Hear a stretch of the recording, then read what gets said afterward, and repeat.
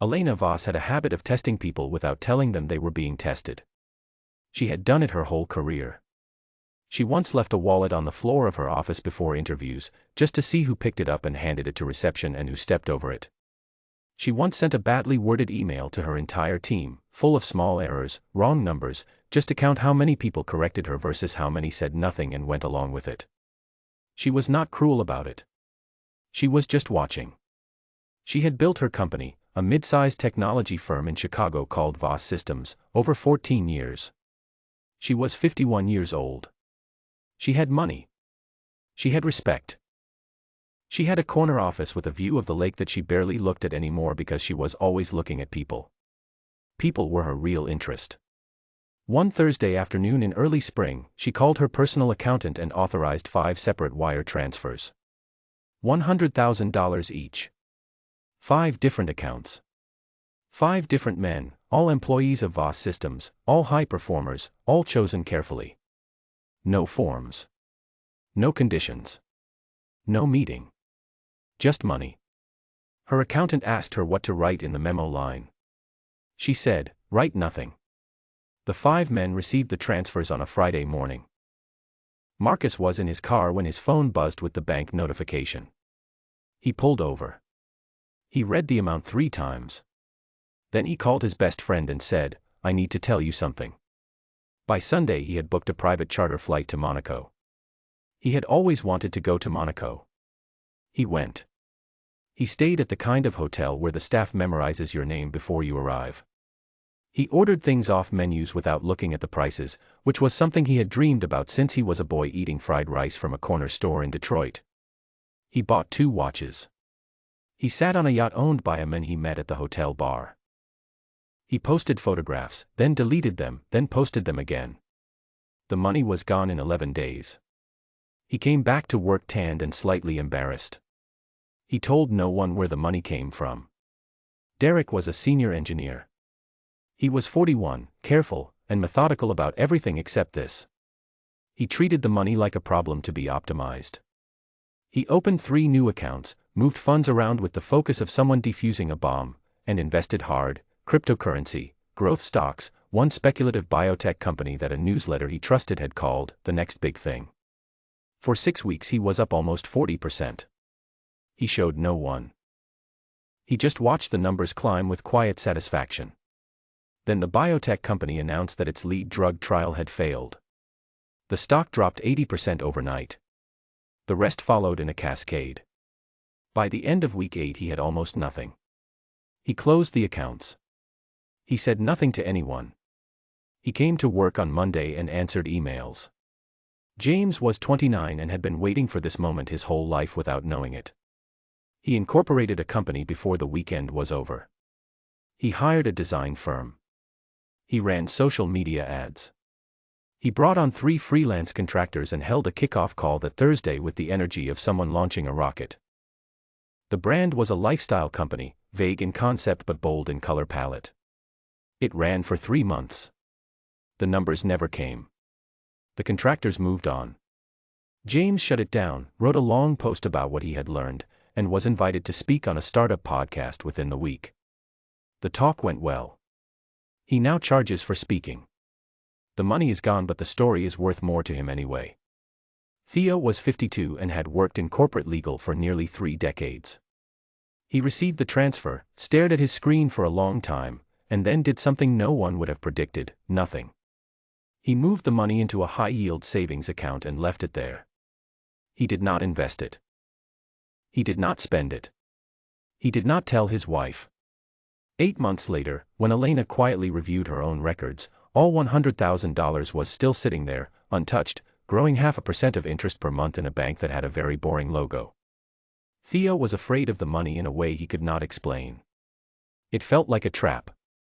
He was still waiting to find out what kind. Callum Reed was 38 years old and worked in operations. He was not a vice president. He was not a director. He had no corner office. He had a desk near a window that faced a parking structure, and he had a framed drawing on the desk that his daughter had made when she was 6, a purple house with a sun that took up half the sky, the way sons always do in children's drawings. She was 11 now. He was a single father. His wife had left 4 years ago. It was not a dramatic story. There was no single bad moment. There was just a slow, quiet unraveling, two people who had wanted the same things at 25 and found, by 34, that they wanted entirely different things. She left. She was kind about it. She was also gone. Callum had 2 children.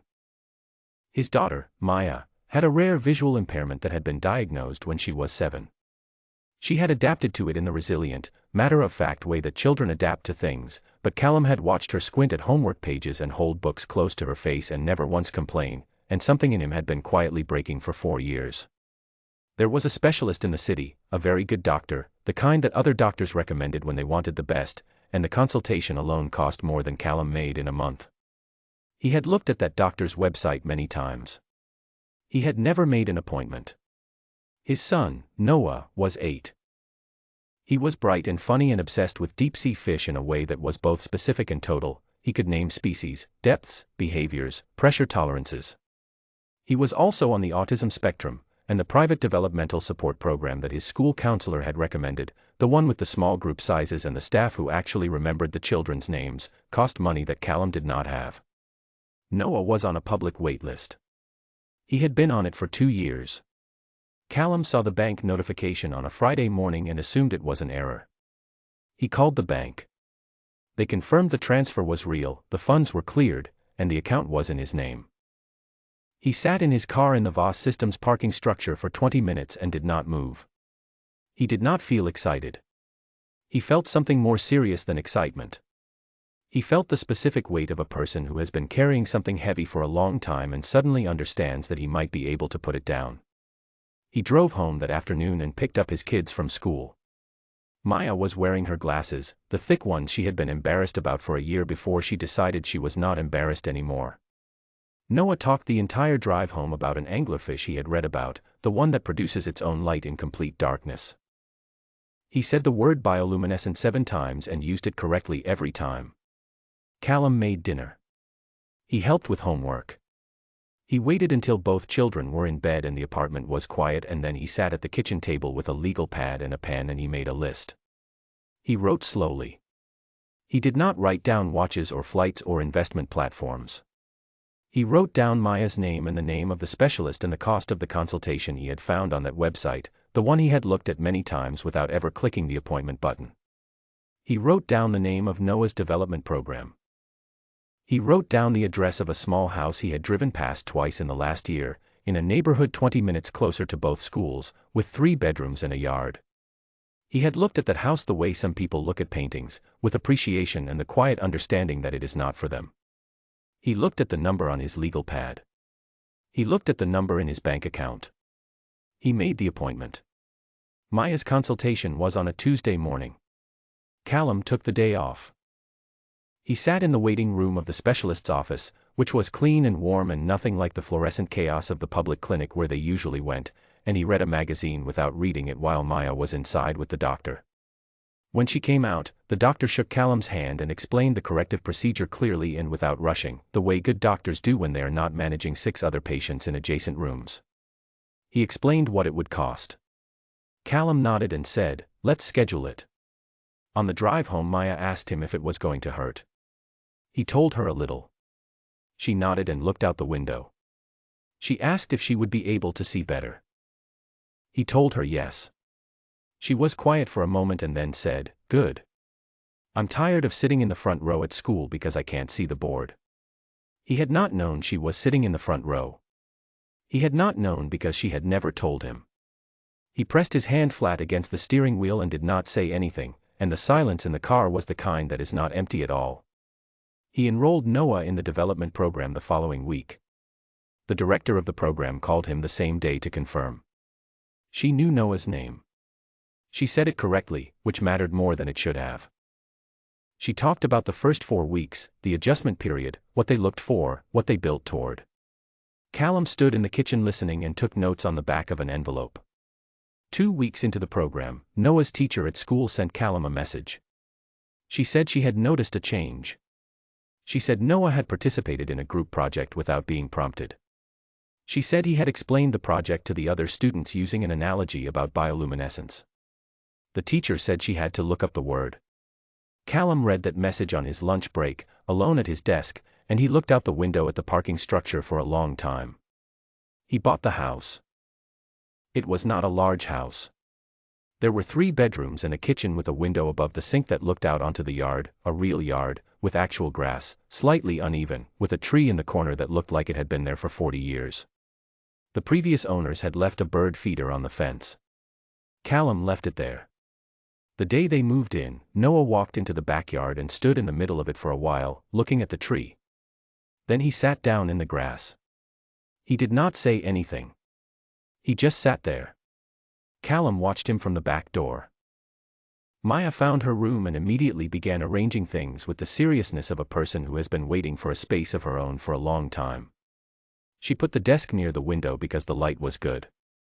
She said this out loud, about the light being good, and Callum had to turn away for a second and look at something else.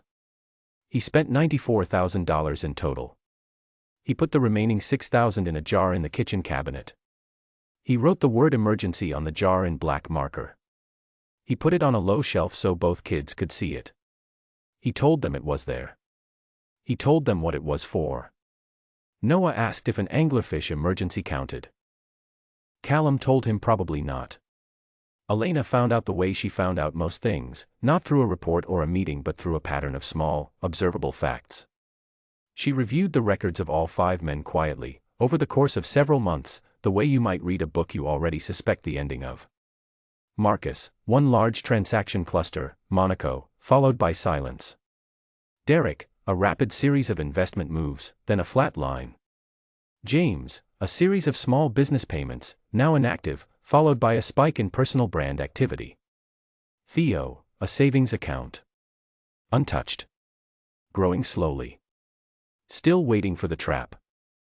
Callum, a medical payment to a specialist clinic.